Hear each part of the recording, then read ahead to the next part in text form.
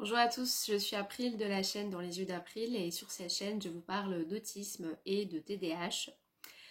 Aujourd'hui je voulais vous parler des valeurs, de mes valeurs mais aussi des vôtres, des valeurs en général et en quoi ça peut ça peut être un outil formidable de connaissance de soi mais aussi de fondation, de confiance en nous quand on est autiste et quand on a un TDAH. C'est quelque chose que j'ai découvert, dont j'ai pris conscience récemment. Mes valeurs, en fait, ne sont pas les mêmes que ceux des autres. Nous n'avons pas les mêmes valeurs, comme on dit. Et vraiment, ça a été une découverte salutaire parce qu'en fait, je me suis dit, mais c'est pour ça que toutes ces années je galérais et qu'il y avait des malentendus. C'était non seulement parce que j'étais autiste, qui est déjà une chose, mais en plus, je suis autiste avec des valeurs. Et c'est pas le cas de tous les autistes non plus, bien sûr. C'est comme si cette question des valeurs, c'était une double particularité, entre guillemets, hein, parce que dans cette société, c'est vrai qu'on a plutôt tendance à avoir de moins en moins de valeurs, de moins en moins de morale, de moins en moins de scrupules. Et moi, j'en ai beaucoup à chaque fois, et en fait, je me retrouve dans des situations où je ne comprends pas la réaction des gens. Voilà. Et c'est vrai que j'ai longtemps considéré que les valeurs, c'était un truc qui n'était pas important. Enfin, dans le sens qui était presque évident aux yeux de tout le monde. Oui, bon, c'est évident que il faut des valeurs, que c'est positif d'avoir des valeurs. Mais en fait, c'est pas évident du tout. C'est pas forcément les mêmes en fonction des personnes, voilà. Et en fait, ces valeurs, si elles sont pas conscientisées, si elles sont pas acceptées, intégrées, et si on ne décide pas d'être en accord avec ces valeurs, ça peut vraiment nous causer du tort et nous rendre malheureux. Et je pense que en particulier quand on est autiste, et en particulier quand on a un TDAH, quand on a une neuroatypie, en fait, les valeurs, on peut croire que c'est quelque chose qui nous handicape davantage parce qu'effectivement, ça demande beaucoup plus de rigueur, beaucoup plus d'exigence, ça demande de s'aligner à la fois sur ses particularités autistiques et au TDAH et aussi sur ses valeurs. Ça fait beaucoup d'adaptation dans cette société qui est contre les différences et contre les valeurs qui fondamentalement fonctionnent de plus en plus sur le mode de l'intérêt personnel et sur le mode de l'individualisme. Et donc c'est vrai que on peut avoir l'impression que ça nous handicape. Et donc moi je voulais faire cette vidéo pour vous expliquer qu'au contraire ça peut vraiment être une planche de salut pour vous de connaître vos valeurs. Bon, déjà les valeurs, de quoi on parle. Je ne sais pas si on peut résumer ça par la morale, c'est un petit peu différent. Donc la définition que j'ai trouvée moi, c'est plutôt les valeurs, c'est ce qui va permettre à une société de vivre de manière apaisée et harmonieuse. Grâce à nos valeurs, on peut avoir le projet commun, la volonté commune de créer un monde, un monde positif, un monde sain, un monde heureux, un monde meilleur et surtout d'améliorer ce monde et de s'améliorer individuellement. Et ça, pour moi, c'est une valeur très forte. Le fait de progresser, de cheminer, de se remettre en question, de s'ajuster, de se réajuster, pour pouvoir tendre vers devenir une meilleure personne en fait, hein, la meilleure personne que je puisse être. Donc pour moi les valeurs c'est vraiment à la racine de nos vies, à la racine de notre projet de vie. C'est ce qu'on incarne profondément spirituellement, humainement. C'est vraiment ce qui nous définit et ce qui va faire qu'on va organiser notre vie, qu'on le veuille ou non, qu'on en ait conscience ou non, autour de ces valeurs. C'est vraiment la colonne vertébrale de nos vies, ce qui va déterminer notre posture, nos choix, notre éthique, nos comportements, mais aussi nos goûts. Donc moi, c'est pas pour rien que j'ai décidé de faire des métiers en rapport avec le fait d'aider les autres, c'est en accord avec mes valeurs. Voilà, vous voyez, ça peut définir ce genre de choix. C'est quelque chose qui peut paraître idéaliste, mais en réalité qui est très réaliste. Et en réalité, avoir des valeurs, c'est à la portée de tout le monde. Et co-construire ensemble des outils pour s'améliorer collectivement et individuellement, c'est à la portée de tout le monde. Et c'est un projet de société qui est très, très simple en réalité et qu'on peut appliquer, que tout un chacun peut appliquer. D'ailleurs, il y a un film sur ce sujet que j'aimais beaucoup quand j'étais enfant, qui s'appelle Un monde meilleur justement. Et je sais pas si vous connaissez ce film, et donc c'est vraiment un film voilà, sur les valeurs, le fait de s'entraider, de créer un monde meilleur, tout ce dont j'ai déjà parlé. L'histoire, c'est un garçon de 12 ans qui invente un moyen de changer le monde, justement. C'est un exercice qu'il doit faire à l'école. C'est un professeur qui leur donne un exercice. Et donc, lui, il invente un moyen de créer un monde meilleur. Et pour lui, il s'agit d'aider trois personnes qu'il ne connaît pas, trois inconnus, de manière désintéressée. Donc, on les aide juste de manière désintéressée. Et ensuite, de passer le relais, ce qui fait que ces trois autres personnes vont à leur tour aider trois personnes, etc., etc. Et donc, ça fait, vous voyez, une sorte de chaîne comme ça, de solidarité, et moi, je trouve ça génial. C'est un petit peu Amélie Poulain, mais en version améliorée. J'aime beaucoup aussi Amélie Poulain. Mais là, on est vraiment sur voilà, quelque chose qui se diffuse, qui se répand, et c'est génial. Donc moi, c'est typiquement le genre de film, le genre même de projet, de comportement que je pourrais avoir. Et vous voyez comment ça peut être moqué, ce genre d'attitude, comment on peut nous renvoyer qu'on est naïf, ou bien qu'on est idéaliste, ou bien que c'est une perte de temps, que c'est inutile. Alors qu'en fait, faire des petits riens, des petits ou des grands, hein, d'ailleurs, des grands actes, dans la vie des gens, c'est à la portée de tout le monde. Et c'est le civisme, c'est la collectivité, c'est juste en fait, c'est une posture mais qui nous fait plaisir aussi à nous. En fait, moi, ça me fait plaisir d'aider les autres. Donc c'est quelque chose en fait qui est positif, qui a un cercle vertueux. Voilà. Et moi, je crois vraiment à ça. Donc c'est sûr que dans les valeurs, il y a une forte référence morale, éthique, mais aussi quelque chose qui n'est pas sur le prix, justement, mais sur la valeur. Et ça, c'est quelque chose qui est presque à l'opposé des valeurs de cette société, justement, qui est plus sur le prix, sur le matériel, et pas sur la valeur, sur le spirituel, sur le côté humain. Et bien sûr, le prix d'une chose ne fait pas sa valeur, ne fait pas sa valeur réelle, personnelle, investie. Parfois, on a l'impression qu'on fait des choses qui ne servent à rien, alors qu'en fait, ça a énormément de poids pour nous, de valeur, et que ça nous aide beaucoup. Et c'est vrai que dans ce monde, ce n'est plus ce qu'on est qui compte, mais ce qu'on a, ce qu'on possède, et donc ce qu'on a à offrir. Et même les relations humaines sont devenues des relations utilitaristes, des relations qui sont plus des transactions humaines, où on est plus touché par les gens, on ne se laisse plus surprendre par une rencontre, on est juste intéressé par ce qu'ils peuvent nous apporter, par ce qu'ils possèdent, et ça c'est triste. Et c'est pas dans mes valeurs justement. Et moi je suis atterrée de voir à quel point on est de plus en plus coupé de tout lien dans nos vies parallèles, sans jamais justement entrer en contact. Je suis triste de voir à quel point des lieux qui perpétuent la vie, comme des maternités, peuvent devenir des usines à bébés, que l'école peut devenir voilà, un lieu où se niche la maltraitance, le harcèlement, la violence, tout devient finalement robotisé, tout devient juste productivité. Il n'y a plus de place à la beauté, à l'erreur, à la créativité. Et moi, bah, je me suis toujours sentie profondément mal dans ce modèle de société, profondément résistante aussi depuis petite. Depuis petite, j'ai perçu qu'il y avait quelque chose qui n'allait pas. J'ai toujours refusé ce modèle-là de société. Alors je sais pas si quand j'étais petite c'était à ce point-là, mais c'est vrai que ces dernières années ça s'est beaucoup dégradé. Moi par exemple j'ai toujours refusé d'être contrôlée, j'ai toujours été un peu résistante, vous voyez, un peu comme ça, récalcitrante, farouchement indépendante. J'ai toujours eu tendance à relever les petites incohérences qui cachaient en réalité parfois de la coercition, des fonctionnements malsains, toxiques. J'ai toujours été attachée à garder mon esprit critique, même si parfois j'ai pu aussi tomber et me faire avoir et tomber dans la manipulation, l'emprise et tout, parce que je n'écoutais pas assez, que je n'écoutais pas cette petite voix intérieure. Mais je trouve qu'il y a un mot qui me vient, c'est le mot perversité. J'assume ce mot, même s'il peut être connoté parfois de manière connoté versus psychanalytique. Mais je trouve que la perversité, c'est devenu presque un modèle de société où en fait c'est un poison distillé à tous les étages, un poison qui fait qu'on transforme le réel en fonction de ce qui nous arrange, pour qu'il corresponde à notre vérité, et que la vérité, au sens large, elle ne n'importe plus, et elle n'est pas ce qui est mis en valeur dans un premier temps.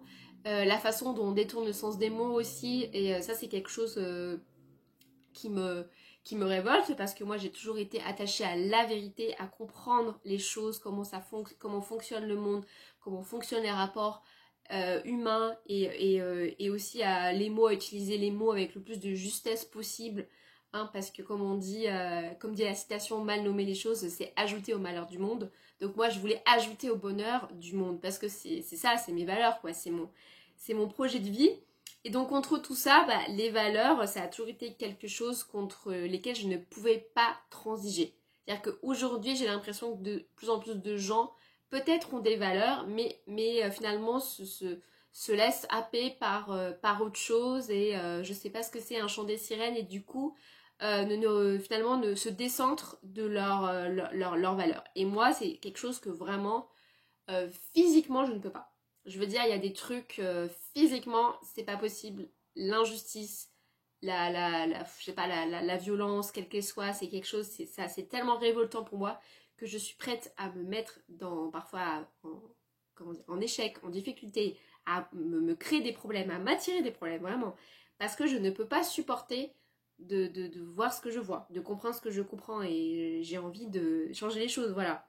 Et donc moi, mes valeurs, bah, je crois profondément euh, au fait je veux dire, aux valeurs de solidarité, d'entraide, de lien, de remettre du lien entre les gens. Je pense que c'est vraiment ça, la clé du bonheur et du bien-être. Et le fait qu'on soit si malheureux aujourd'hui, c'est les téléphones, c'est la compétition, la compétitivité, l'individualisme, l'argent, tout ça, ça crée vraiment du malheur, ça crée vraiment du poison, ça crée vraiment quelque chose de laid. Et donc moi j'ai déjà expliqué dans mes précédentes vidéos que je me réappropriais aussi mes qualités humaines, qu'on avait beaucoup dénigrées chez moi, dont on s'était beaucoup moqué, notamment la gentillesse. Donc la gentillesse pour moi c'est un acte presque de révolte justement contre la tendance plutôt à la petite phrase assassine, à la médisance, à la méchanceté. Pour moi, c'est un acte de résistance, c'est un acte militant, c'est dans cette société si cynique, si déshumanisante, oui, individualiste, méchante. Moi, je crois voilà, justement, à la petite phrase qui, au contraire, illumine la journée des gens, fait du bien. Alors, je suis voilà, je suis humaine, donc j'ai des défauts aussi. Je fais du mieux que je peux et parfois je fais des erreurs et parfois je fais aussi du mal aux gens, je tiens à le dire. Mais en tout cas, c'est ça mes valeurs, c'est ça qui m'habite, qui fait que je suis quand même bien dans ce monde et que j'essaie d'apporter ma petite touche dans ce monde, c'est d'essayer de m'accrocher à mes valeurs, justement. Et c'est pour ça que j'ai déjà aussi expliqué que moi je postulais toujours d'un lien de confiance et non pas de méfiance envers les gens, même si je reste quand même alerte et prudente. J'essaie toujours du mieux que je peux de me mettre à la place des autres, même si parfois je peux être en colère, je peux aussi juger, je juge beaucoup, parce que c'est comme ça, c'est automatique, je pense qu'on se fait tous, on est tous en train de se juger, même si on voudrait pas le faire, on le fait quand même. Il y a aussi quelque chose, c'est que je tiens beaucoup à garder mon âme d'enfant. C'est-à-dire que mon enfance n'a pas forcément été très heureuse, très joyeuse. Mais par contre, je pense que j'ai redécouvert l'enfance à l'âge adulte, le royaume de l'enfance, avec ce rapport à la vie exalté, où le monde est une source inépuisable d'émerveillement, notamment avec les voyages, avec l'art, le cinéma, la littérature, la cuisine. Et donc cultiver voilà, cette curiosité, c'est en même temps cultiver cette ouverture, aussi cette spontanéité, cette fraîcheur qui peut être perçue comme une forme de naïveté, mais je revendique aussi de manière politique et militante la naïveté, une naïveté choisie où oui, on décide d'être authentique et d'assumer de se montrer sans phare et parfois de se montrer vulnérable, quitte à ce que ça nous cause du tort. Mais voilà, j'aime pas trop aussi l'effet de sérieux du monde adulte. J'ai jamais aimé les conversations d'adultes. D'ailleurs, les small talk, pour moi, c'est vraiment des conversations d'adultes. C'est vraiment quelque chose que j'ai insupportable. Voilà, donc tout ce qui fait adulte dans le sens tout ce qui est trop lourd, trop grave, j'ai du mal. J'ai tendance à beaucoup me moquer de moi-même et en même temps, je parle aussi beaucoup de la société hein, dans mes vidéos parce qu'en même temps, j'aime aussi comprendre les mécanismes de ce qui se passe, comprendre profondément dans quel monde on vit, donc comment soi-même on évolue dans ce monde-là, c'est important pour moi, et forcément à force de comprendre, eh ben, je gagne en lucidité, je gagne en lourdeur de manière intellectuelle, parce que je me rends compte de l'étendue des dégâts, vraiment. Mais malgré tout, c'est pour moi, voilà, je choisis de rester quand même avec cette candeur, avec une certaine naïveté. Et même je me réapproprie des qualités dites féminines hein, qu'on m'a un peu inculquées de force, à travers lesquelles j'ai été formatée, mais par exemple cette douceur, cette écoute que j'ai toujours eue, cette attention que j'ai toujours eue vers les autres, c'est des choses qui auraient pu plus tard, maintenant, m'emprisonner. Et en réalité, aujourd'hui, j'en ai conscience et je me les réapproprie comme une richesse. Mais voilà, cette douceur toute féminine, le fait d'avoir été aussi très sérieuse, bon bah maintenant je me réapproprie ça, je me réapproprie voilà, mes qualités d'écoute dites émotionnelles et ça me permet aussi d'en faire une force et d'en faire mes valeurs. Maintenant par rapport à l'autisme, je trouve que les valeurs en fait c'est vraiment un implicite, c'est-à-dire que c'est quelque chose qu'on ne verbalise pas, qu'on n'explicite jamais. On va pas dire bonjour, moi je suis April, mes valeurs c'est ça, et toi quelles sont tes valeurs. Donc en fait on suppose toujours que l'autre a les mêmes valeurs que les siennes, que les nôtres, pardon. Et c'est là où justement ça peut aboutir à des petits malentendus et à des petites plus grandes déceptions. Et moi je me suis rendu compte aussi que les valeurs pouvaient être très vite mises à distance, caricaturées, un peu la fille oui, bon bah on a des valeurs entre guillemets, enfin c'est évident qu'on a des valeurs. Ah, bah en fait non, c'est pas du tout évident. Parce qu'en fait il y a des gens déjà qui n'ont pas de valeurs, premièrement, et il y a des gens qui disent qu'ils ont des valeurs mais qui n'en ont pas, deuxièmement, et il y a des gens qui ont des valeurs effectivement comme les nôtres, mais qui ne les suivent pas toujours. Et donc là, c'est là où il y a un problème, enfin où il y a un décalage, parce que malheureusement pour moi, mais heureusement aussi, non seulement je me rends compte que j'ai des valeurs, que j'ai besoin d'être alignée sur des choses très fortes chez moi, mais qu'en plus je ne peux pas déroger à ces valeurs. Mais vraiment, c'est-à-dire que c'est même pas une question de je suis une bonne personne ou je suis pas une bonne personne, c'est juste que je n'y arrive pas. Voilà. Et donc c'est ça qui fait que ça change fondamentalement la donne, et c'est aussi ça qui crée parfois des malentendus, y compris avec mes pères autistes. Et oui, parce que c'est pas parce qu'on est autiste qu'on est tous semblables et qu'on a tous les mêmes valeurs. Il y a des autistes qui ont un peu moins de valeurs que moi. Et je m'en suis rendu compte aussi. Et donc ça, c'est quelque chose aussi, bah, c'est un deuil à faire, bien sûr. Et c'est aussi pour ça que parfois on peut mieux s'entendre avec des personnes dans la norme, on va dire, qui n'ont pas de troubles autistiques ou autres, mais qui ont les mêmes valeurs que nous, que les nôtres. Et donc là, il y a quelque chose aussi qui se crée. Voilà. Plus aussi, c'est les personnes, elles sont ouvertes d'esprit, elles ont pris du recul. Je me rends compte aussi les personnes qui ont voyagé. Très très souvent, les personnes qui ont voyagé, c'est des personnes avec qui j'arrive à bien discuter et à me sentir plutôt en phase. Voilà. Et pour revenir à cet outil qu'on peut avoir nous en tant qu'autistes, c'est vrai que la rigidité mentale, parfois le fait d'avoir des valeurs et d'avoir cette rigidité mentale, ça peut créer justement ce pilier contre lequel on peut s'appuyer, à l'aide duquel on peut s'appuyer justement pour arriver à trouver la solution. La solution, c'est quoi? C'est ce qui fait qu'on va se sentir bien dans ce monde, dans cette société. Voilà. Et que finalement, nous, on a la chance de ne pas réussir parfois à déroger à nos valeurs.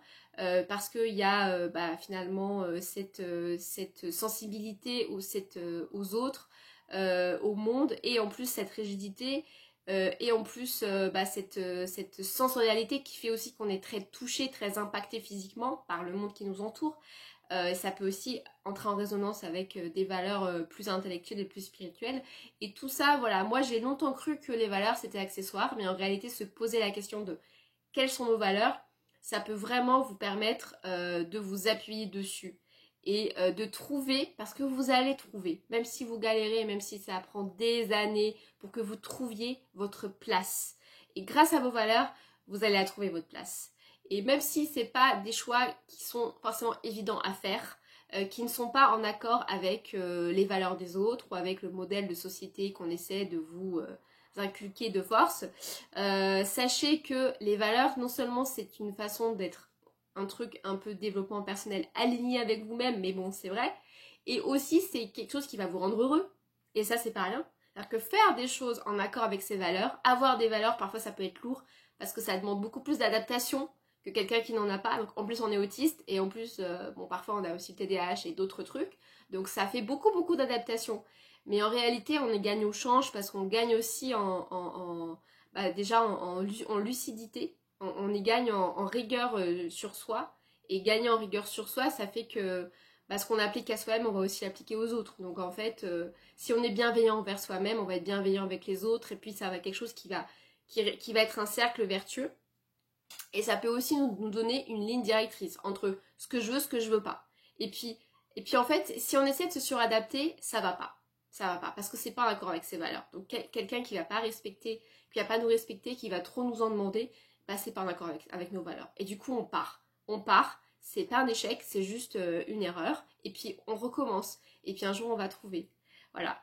Et par rapport à des personnes aussi comme moi qui ont en plus le TDAH, les valeurs, ça peut aussi donner lieu à des tempêtes émotionnelles. Donc là, je voulais parler de la dysrégulation émotionnelle. Quand on a des valeurs et qu'on assiste à des scènes qui sont, voilà, par exemple l'injustice. Donc chez moi, c'est quelque chose de très trigger. Voilà, et donc quand j'assiste à des scènes, que ce soit une injustice pour moi ou pour quelqu'un qui m'est proche, c'est très difficile. Et ça peut vraiment être le moment où je peux vriller, perdre mon sang-froid parce que c'est trop intense chez moi. Il y a ce lion un peu en cage là en moi qui menace de sortir. Et donc ça peut être très difficile et ça peut aussi faire souffrir malheureusement, mais en même temps, le fait de ressentir ça très profondément en soi, là encore, ça nous permet de trouver les outils, de trouver la force aussi parfois de se révolter, de ne pas accepter qu'on ne nous respecte pas, de ne pas respecter justement qu'on nous demande de transiger avec des choses avec lesquelles on n'est pas en phase. Et donc ça peut aussi être une façon de vraiment de rester solide sur ses appuis. Parce que c'est ça le plus difficile dans une société aussi déshumanisante et cynique et avec des gens qui se laissent un petit peu comme ça grignoter de partout et qui finalement perdent le fil de ce qu'ils sont. Bah nous avec nos valeurs, on peut pas perdre le fil de ce qu'on est et c'est une chance, même si ça veut dire plus de souffrance, plus d'adaptation, plus d'essais, erreurs, plus de gens avec qui finalement on va se retrouver en désaccord, qui vont partir, on va changer, on va être beaucoup plus amené à modifier, voilà, et donc à s'adapter et à accepter de changer les choses dans sa vie parce que ça c'est coûteux pour nous. Parfois c'est plus facile de rester dans un système qui nous maltraite parce que l'inconnu et ça nous demande beaucoup plus d'efforts au niveau cognitif, mais vraiment à vraiment identifier chez soi ses valeurs, comprendre qu'on ne peut pas transiger avec ses valeurs, identifier les signaux d'alerte quand là ça nous titille, ça nous fait mal, et puis appliquer son modèle de société de façon individuelle et de façon plus collective. Moi, les petits actes de gentillesse, je les fais quand je peux, quand j'ai les ressources pour, et les gens ils prennent pas, et qu'on se moque de moi, je m'en fiche en fait, voilà.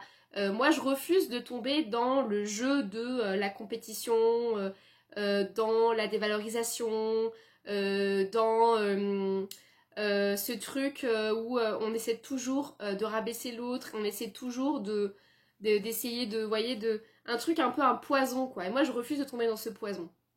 Et peut-être qu'au final, je me ferai avoir et je n'aurai pas réalisé de grandes choses dans ma vie parce que parfois, c'est aussi ça la question de l'injustice, c'est pas forcément les gens les plus en accord, c'est pas les gens qui ont le plus de valeur qui vont le mieux réussir dans cette société actuelle. Mais est-ce que c'est une chance? Bon, je sais pas. Hein, même si on vit en marge, autant le vivre jusqu'au bout. Et puis en fait, ce qui compte, c'est quand on est en accord avec ses valeurs, c'est qu'on est bien. Mais vraiment, on est apaisé. Je sais pas si vous avez ce sentiment parfois d'être apaisé, d'être là où vous êtes. Donc, je vous le souhaite. Trouvez vos valeurs, identifiez-les. Ciao, bye bye.